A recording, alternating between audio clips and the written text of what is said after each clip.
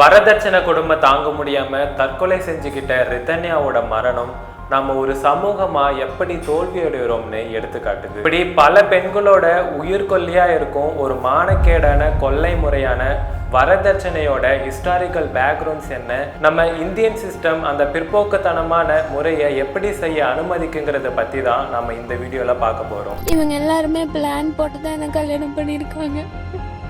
அவங்க கொடுக்குற mental torture என்னால் தாங்க முடியல. உடல் ரீதியாகவும் என்னால் அவங்களோட உண்மையாகவே இருக்க முடியல.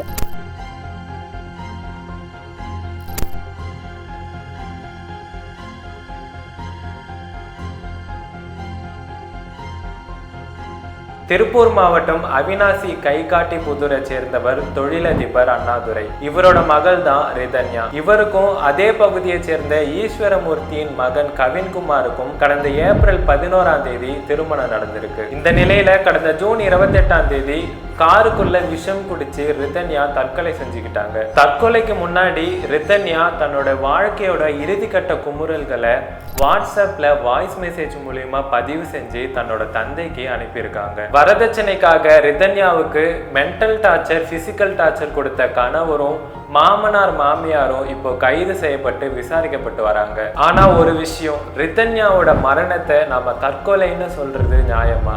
அது திட்டமிட்ட ஒரு கொலை தானே. நம்ம சிஸ்டம் தானே ரிதன்யாவை கொலை செய்ய தூண்டி இருக்கு. ஒன்னு இல்ல ரெண்டு இல்ல, கோடிக்கணக்கான பெண்களும் குடும்பங்களும் படுற துன்பம் தான் ரிதன்யாவோட கொலைக்குமே காரணம். ரிதன்யா தன்னோட அப்பாவுக்கு அனுப்பின வாய்ஸ் மெசேஜ் தான் இதுக்கு ஒரு முக்கியமான ப்ரூஃப். நீங்களாம் என்னை பத்தி கண்ட கடவுள் வச்ச ஆசையும் எதுவுமே நிறைவேறல. ஆனா என்னோட கடைசி மூச்சோட நம்பிக்கை நீங்க மட்டும்தான். ஆனா உங்களை ரொம்ப நான் நோகடிச்சிட்டேன். ரொம்ப என்னால நீங்க காயப்பட்டீங்கன்னு புரிஞ்சிருச்சு. உங்களால வாய்விட்டு சொல்லவும் முடியல, அதே சமயம் என்ன இப்படி பார்க்கவும் முடியல. என்னால நீங்க படுற வேதனை எனக்கு புரியுது. அவங்களுடைய மென்டல் டார்ச்சரை என்னால் தாங்கிக்க முடியல. இதை யார்கிட்ட எப்படி சொல்லி புரிய வைக்கணும்னு தெரியல. இதை கேட்குறவங்களும் வாழ்க்கை இப்படி தான் இருக்கும்னு சகிச்சு போக சொல்கிறாங்க. என் கஷ்டத்தை யாருமே புரிஞ்சிக்க மாட்றாங்க. என்னை பெற்ற பாவத்துக்கு என் வாழ்க்கை வீணா போயிடும்னு நினச்சி நீங்களும் சகிச்சு போறீங்க. நாளைக்கு வேற கல்யாணம் பண்ணி வச்சா யாராச்சும் அவளை கஷ்டப்படுத்திட்டா என்ன பண்ணுறதுன்னு இப்போ இருக்கிற வாழ்க்கையை சரி பண்ண பார்க்குறீங்க. ரிதன்யா சொன்ன இந்த ஸ்டேட்மெண்ட்ஸ் எல்லாமே நம்ம சமூகமும் எந்த அளவுக்கு இன்னமும் மனிதத்தன்மை இல்லாம இருக்குங்கிறத நிரூபிக்குது. ரிதன்யாவோட கொலைக்கு வரதட்சணை ஒரு பெரிய காரணமா இருந்தாலும் அவங்களுக்கு கிடைக்க வேண்டிய ஒரு மாரல் சப்போர்ட்டும் அவங்க ஃபேமிலி மெம்பர்ஸ் கிட்ட இருந்து கிடைக்க வேண்டிய ஒரு நம்பிக்கையும் இல்லாம இருந்ததும் ஒரு காரணம். ஒரு பொண்ணு அவ்வளவு கஷ்டத்துலயும் அது மாதிரியான ஆணோட தான் வாழ்ந்தாகணுமா? தன்னோட பொண்ணு சொல்றத தந்தையும் தாயும் சரியா காது கொடுத்து தான் கேட்டாங்களா?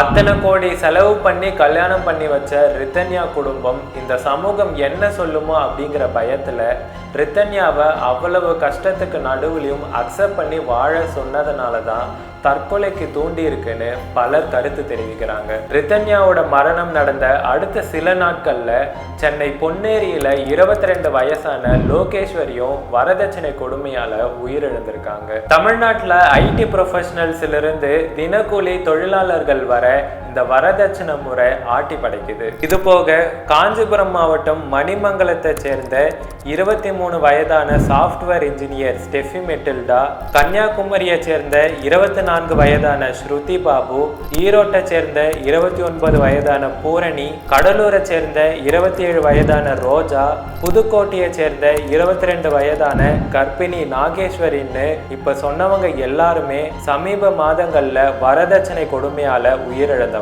விக்டிம்ஸோட பேரும் மாவட்டங்கள் வேணும்னா வேறுபடலாம், ஆனா காரணம் என்னமோ வரதட்சணை தான். பல பெண்களுடைய சாவுக்கு காரணமா இருக்கிற இந்த வரதட்சணை முறை எப்படி இந்தியா முழுக்க பரவுச்சு, இதோட ஹிஸ்டாரிக்கல் பேக்ரவுண்ட்ஸ் என்ன அப்படிங்கிறத இப்ப பார்க்கலாம். பெண்களுக்கு ஒரு நிதி சுதந்திரம் கொடுக்கக்கூடிய ஒரு முறையா தான் கடைபிடிக்கப்பட்டு வந்துச்சு. திருமணத்தப்போ தங்களோட விருப்பத்தின் பேர்ல தான் பெற்றோர்கள் பெண்களுக்கு நிலமும் பொருட்களையும் கொடுத்தாங்க. அது மணமகளுக்கே சொந்தமானது. அதுக்கும் கணவருக்கும் எந்த சம்மதமும் கிடையாது. பிரிட்டிஷ் ஆட்சியோட ஆரம்ப காலகட்டத்துல கூட அந்த கால ஐரோப்பிய எழுத்தாளர்கள் இந்தியால இருந்த பெண் சொத்துரிமையை பத்தி பாராட்டி பேசியிருக்காங்க. இந்திய பெண்கள் அரச விவகாரங்கள்ல ஒரு பங்கையும் தங்களுக்கென ஒரு தனித்துவமான சொத்துக்களையும் நிர்வகிச்சு வராங்க அப்படின்னு 1792ல பிரெஞ்சு கத்தோலிக்க மிஷனரி ஆண்டனியோ விவரிச்சு சொல்லியிருக்காரு. பிரிட்டிஷ் ஆட்சி இந்தியா முழுக்க பரவன சமயத்துல தான்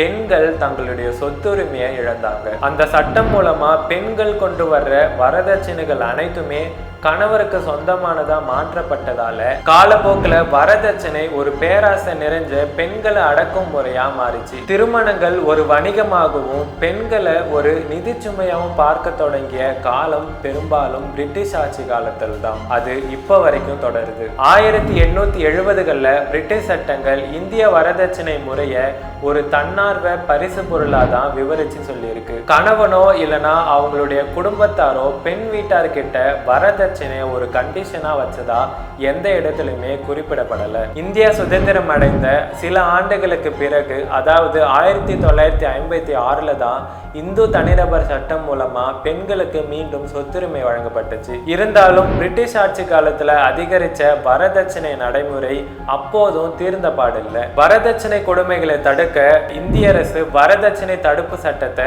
1961ல கொண்டு வந்துச்சு. 1983ஆம் ஆண்டுல சில திருத்தங்களை செஞ்சு வரதட்சணை தடுப்பு சட்டத்தை வலுவாக்கியது இந்திய அரசு. ஆயுள் தண்டனை வரை கொடுக்க அனுமதிக்கிற வரதட்சணை தடுப்பு சட்டம் இருந்தாலும் வரதட்சணை வாங்குறதும் கொடுக்கிற பழக்கமும் இன்னும் குறைஞ்ச பாடில்லை. அந்த சட்டம் எல்லாம் வெறும் பேப்பர்ல மட்டும்தான் இருக்குன்னு விமர்சிக்கப்படுது. இந்தியாவில் 1961ல இருந்து நடந்த சுமார் 95% திருமணங்கள்ல வரதட்சணை கொடுக்கப்பட்டு இருக்கிறதாவும் சட்டவிரோத திருமணங்கள் கூட இதுல அடங்கும்னு உலக வங்கியோட ஆய்வு சொல்லுது. வரதட்சணை தொடர்ந்து இந்தியாவில் தீராத விஷயமா மாறியதுனால 2005ல ஆண்களை போலவே பெண்களுக்கும் சம சொத்துரிமை வழங்கப்பட்டுச்சு. ஆனா வரதட்சணை பரிமாற்றத்தின் போக்கோ வடிவத்திலோ எந்த குறிப்பிடத்தகுந்த மாற்றமும் நடக்கலன்னு உலக வங்கியின் ஆய்வு சொல்லுது. இந்த வரதட்சணை முறையை சமகாலத்துல எப்படி தடுக்கலாம், நம்ம அரசு எது மாதிரியான நடவடிக்கைகளை எடுக்கலாம்னு